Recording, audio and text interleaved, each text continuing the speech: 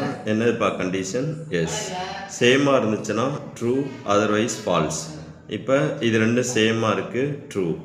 அதே போல் இது ரெண்டும் சேமாக இருக்குது, ட்ரூ. அதர்வைஸ் என்ன எழுதிடணும்? ஃபால்ஸ்.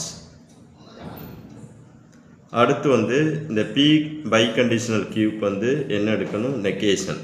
நெகேஷன் அப்படின்னாக்கா ஆப்போசிட்.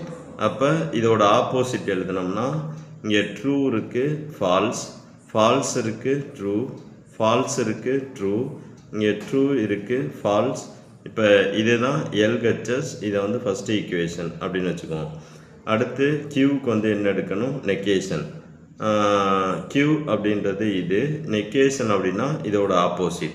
இப்போ இங்கே ட்ரூ இருந்துச்சுன்னா ஃபால்ஸ், இங்கே ஃபால்ஸ் இருக்குது, ட்ரூ, இங்கே ட்ரூ இருக்குது, ஃபால்ஸ், இங்கே ஃபால்ஸ் இருக்குது, இது வந்து ட்ரூ.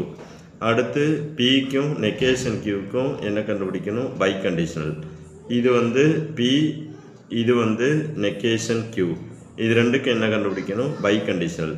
பை கண்டிஷனல் அப்படின்னா சேமாக இருந்தால் ட்ரூ, அதர்வைஸ் ஃபால்ஸ். இப்போ வந்து இது ரெண்டும் சேமாக இருக்குது, ட்ரூ, இது ரெண்டும் சேமாக இருக்குது, ட்ரூ, அதர்வைஸ் ஃபால்ஸ். இப்போ இதுதான் ஆர்ஹெச்எஸ். இதை வந்து செகண்ட் ஈக்குவேஷன் அப்படின்னு வைக்கிறோம்.